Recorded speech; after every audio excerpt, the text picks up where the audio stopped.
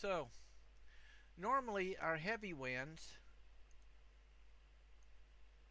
will come from this direction and off the valley.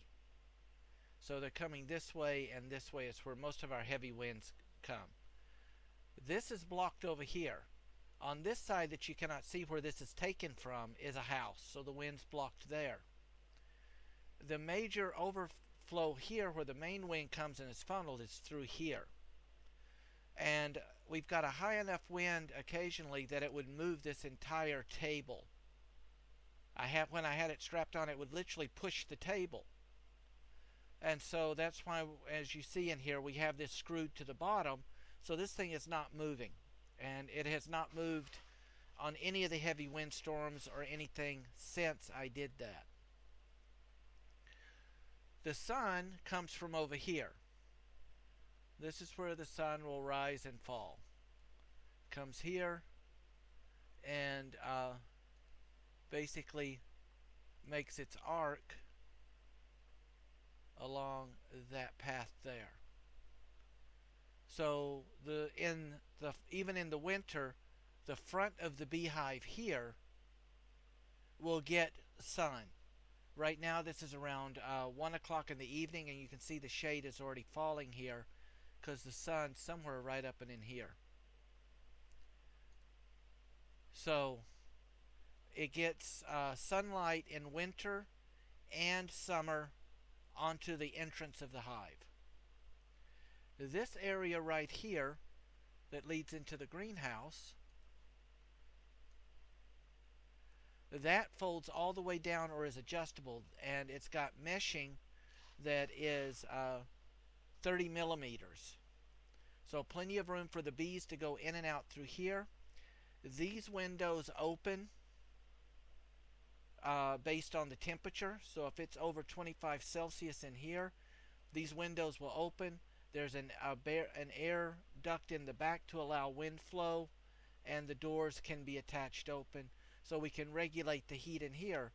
But it allows the bees to come directly from the hive if they want, and come through here into here. If they get trapped in here, they'll be able to go out the front, out the side, or out the upper windows. This area here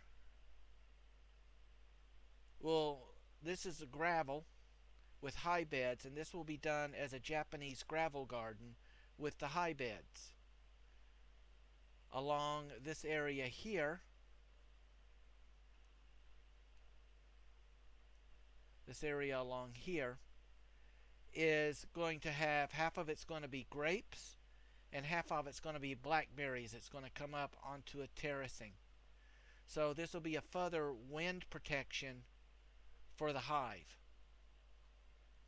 It will allow them then to come in and out of the greenhouse. The blackberries, the grapes. Out here will be all of my my plants like watermelons, zucchini, cucumbers, tomatoes, and then this little filling here around here will be a combination of early and late blooming flowers and strawberries. The property back over this way, the property back over here is where the house, the chicken coop, and everything will go, and we will have several fruit trees. Back over here you cannot see it, and on back into the valley is an apple orchard and plum trees, wild plum trees. So within close range, just outside of the village here, also is farming land. So they'll have plenty of places to collect with early and late blooming flowers and everything for their use. That's why I put this hive here. I will eventually put another one here. It will actually come over here. These are trees. Those will be fruit trees that will go in here. These are fig trees, and those will go out into the yard. So I'll have 1, 2, 3 more high beds go into here. This back over here right there that you see, that is a box full of garlic. So they'll have plenty of stuff around. And that is why I put it here and why it's situated this way. So let's get on into the actual how this thing comes apart and goes back together. Right. So under this is a plastic liner. Over that's the gravel. Where you see these stones here, these will be cut walking stones later. But the main thing about the Hive, by having the plastic and then this as my base, we have the large ground wasp, we have the paper wasp, we have ground bees that burrow in, we have big honeybees, and I want to keep them from being able to dig in or make beds here that will make it easy to attack or rob the hive. I'll be doing this basic same concept with all the hives that I set up over the next year. Under this we have, this is a synthetic, and they're all bound together. Here we have a table. I have it raised, engaged to my height. Under this is screwed into. The thing about these are, normally your average hive is only this tall. Your average hive is only this tall. And which is fine to be able to put a rock or something on. But what we're about to construct and what we're doing is almost twice that height. And that makes a dramatic wind catch. Most of our major wind comes from back here and on the other side over here. The greenhouse will protect from that wind, but not from the back wind coming off the valley and the mountains. And so we've had wind high enough, it's pushed the box forward. So we're going to be using constraint or cargo straps instead of putting a rock on top, and you'll see how that's done as we get into this. So here we have the table. On top of this, I put a second piece. This allows any water, because the ridging's under here. You have the ridging here, I flipped it, so that any water that gets underneath here can run off. Up here, this has 6 feet that keeps it up off the ground. So any water that does happen to get in from around the sides is it's going to dry off. And it should actually never reach this because of the way that I have the next piece set. Your average opening is about 1 centimeter or 10 millimeters. 5 millimeters or smaller, the bees cannot get in and or it will knock their pollen off. We have found anything over 7 millimeters, because my cameraman's father runs bees also. Anything over 7 millimeters allows the big ground wasp, and we've even had small field mice getting into the system. So we're going to, as we get into this, I'm going to show you how I've reduced that to a 6.5 to a 6.75 millimeter. That will be plenty of room for the bees to come in and out, yet restrict those larger ground wasps, hornets, and mice from being able to get in, and especially in the winter, and rob the nest. So we have our base. This is our screening and everything, so we can do our varroa checks. On top of that goes a larger, okay, so this is a higher one, and that's going to fit here. If I can get it on there. There. Now normally this is all that you would use, and then you would have your honey on top. But what I'm wanting to do is simulate an old growth tree, which has much more room than we would in a normal hive setup. So the first thing we need to do to simulate that tree is create bark and wood. And we covered this in the theory and application video before this. So what I've done is created this, and this sits on here. Now what this is doing is, this is simulating the outer bark of an old growth tree. This is the inner wood, or the insulating part, and then this would be the cavity for our bees.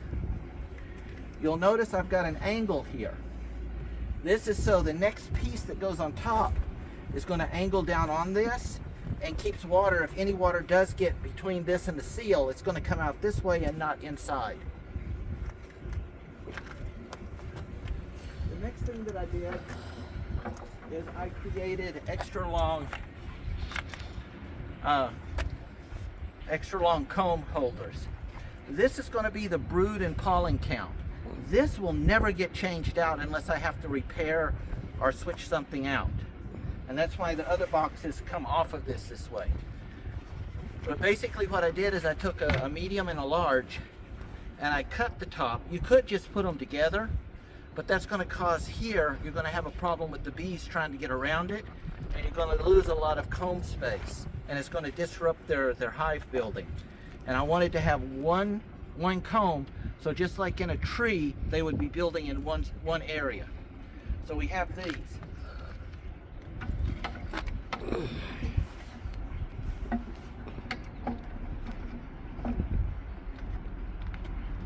Then this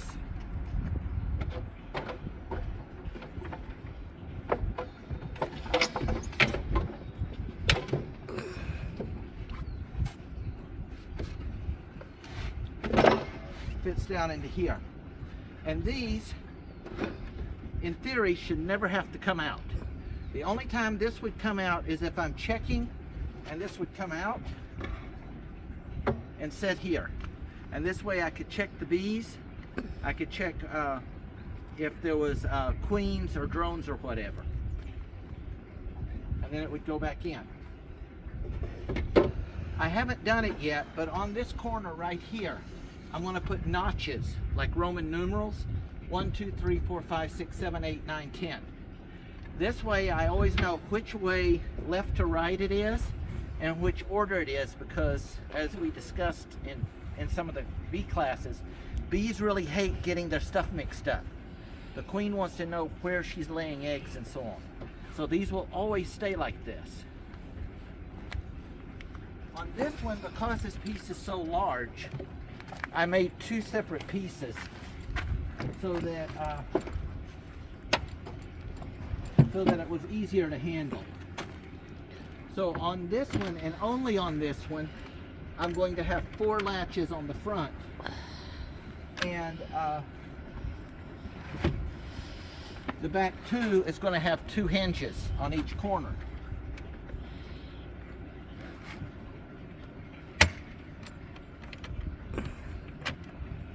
And let me get this onto the table. There we go. That way that sits straight.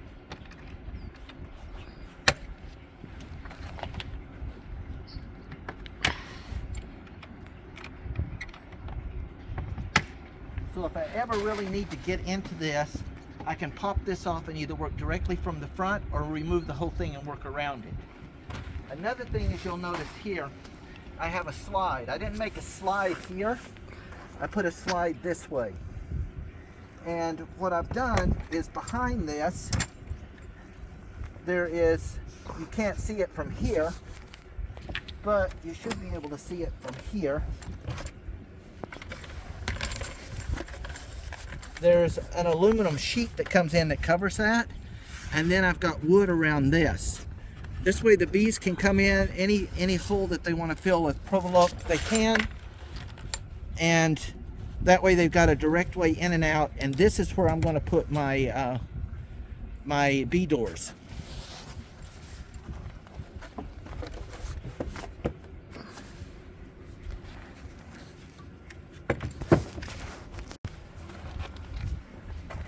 The last thing that I did on this was, on the bottom, on each wall, we have a hard foot and a foam insulation.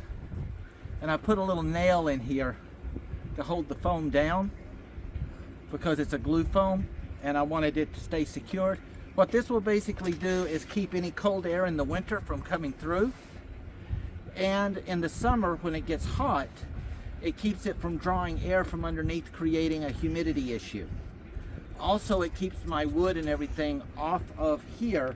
So if we do get a real heavy driving rain and water does manage to get in here, it's going to dry off before it gets in and rots my wood.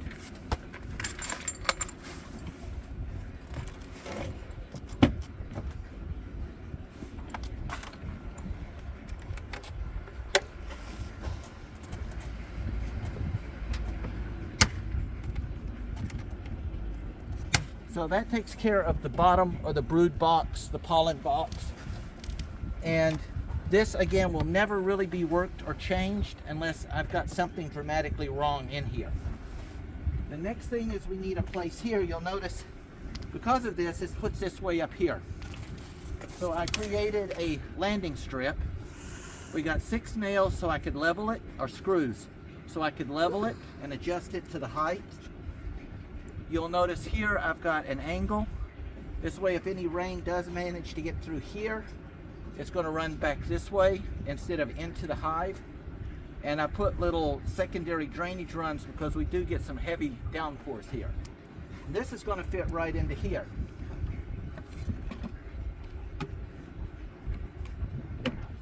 And then the box fits right up next to it, and I've got a little spacer in here for this. In the winter, these are 6.5 millimeters. Remember I was talking about the gap sizes? These are 6.5. And so this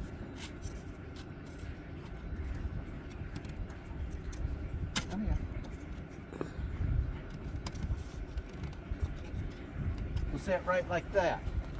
The bees then, this reduces it by about 50%. And then the bees can fill or remove these as needed. Then all I have to do is give a bump. This one comes out. And in the summer, this one goes in. Again, this is 10 millimeters. We want to get it down to a 6.5, a 6.75. So I've got this gauged here to fit onto this. And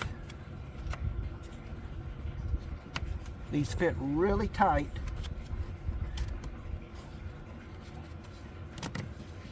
There we go. And now I took a 6.5 drill bit and made sure that it ran through here. I can always, if I find that it's blocking the bees too much, I can always raise it a little bit more if I need to. And so this would be my summer entrance for them. All right. I know that's crooked right now. I don't have it set all the way in. There we go. So that would allow them in and out. Come on. So that takes care of that. The one thing I'm still working on, you notice that moved. I've got to figure some way that I can keep this from shifting when I'm working on the front, because this slides real easy. So anyway, the next thing here is now we have the beveling and we have the weather stripping. You'll notice here this weather stripping is sticking up right here. That's because I don't have any high-tech machines. I don't have angle cutters, grouters, and all that sort of stuff. Everything I had to do by hand, jigsaw, hand sander, that kind of thing.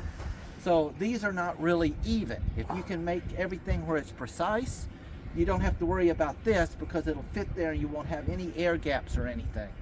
I don't have that option right now, so this is what I've got. On this, then would go my queen separator.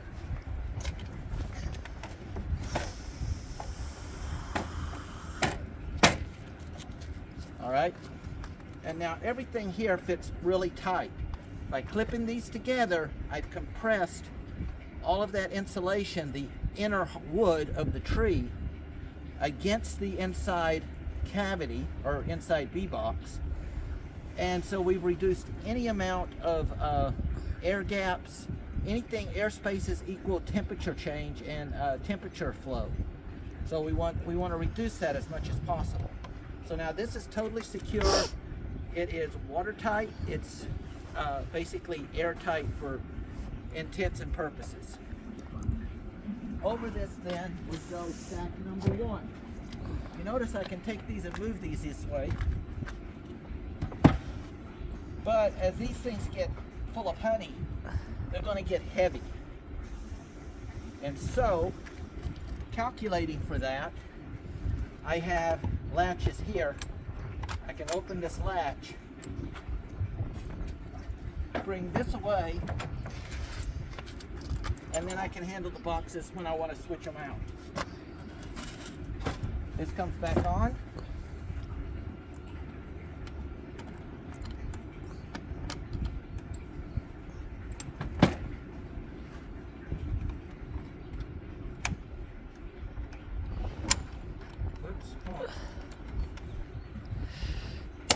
I have these so tight that sometimes it bends them and they don't want to sit straight.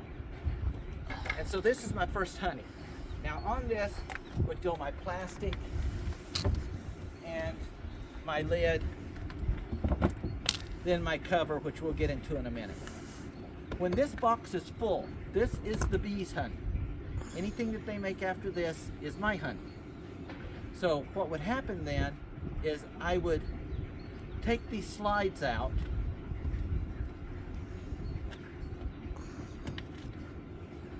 new ones would go in, those would go into my second box, which will set up here so that it continues to cure and be dried while the bees are filling these. If this gets full, then I can change this one out again. If this one doesn't get full, full slats go in, I take what honey is left, and then this box would stay here for their winter feed. So they would have this, their pollen and everything, and the additional honey. On top of this goes, of course, your plastic to keep the bees from sealing everything up. My lid. This is basically an adjuster. And what I can do is put this on. And if you'll notice here, on each of these boxes, this has always been a little bit lower than the box. And this allows for this overset, or this overlap. So I'm blocking the air and water from getting into these. And this would be my summer setup. Now, if my cameraman will pause it, I will get the winter setup and explain how it will work. All right, come this way. Now, the last part in the video, part number 4, I'm going to discuss how this is built. But basically, for all intents and purposes, this box will go where this box is here. So we'll have our major, our brood box with the extra pollen and stuff. We'll have the extra honey, and then the humidifier, the humidity collector, will go on there. Remember, we're in this, the whole design is to allow the bees to live without having to feed them in the fall or the winter or the early spring. We want to have it to where they are living as naturally as possible, like they would in an old growth forest. This is just going to reduce the beekeeper's cost as well as some extra work and so on. You won't get as much honey, but again, as a hobby beekeeper, you shouldn't be worried about mass honey production anyway. So this would go onto here. This honey would come out. This would be full of honey. This would be the brood box with the pollen stores and everything. And then again, this, any additional space that I have in here would get a couple of burlap bags put in there for to help as a further insulation.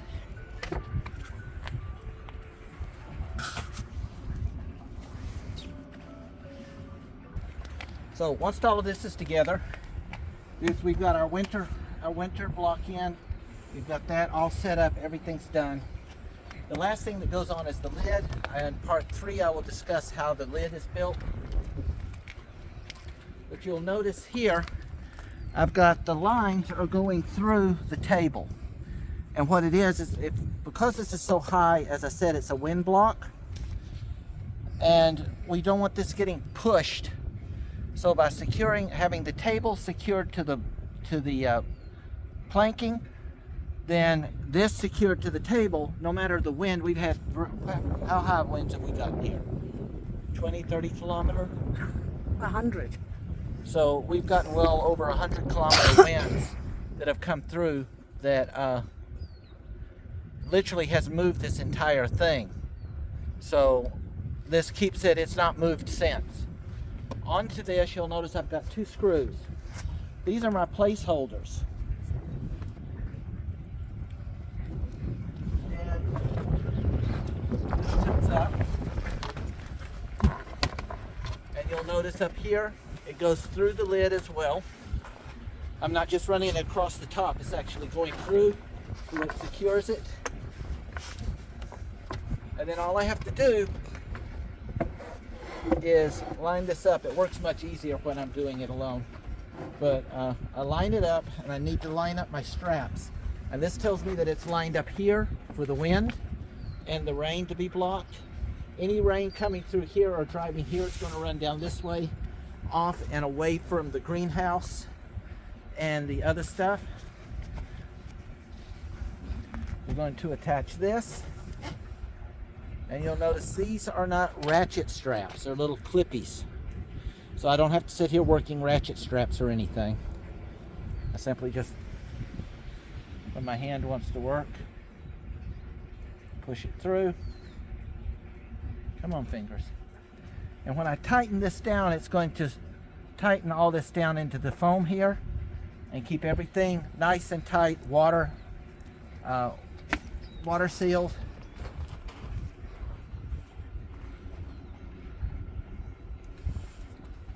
That keeps it from the wind from blowing it around and tearing the edge up.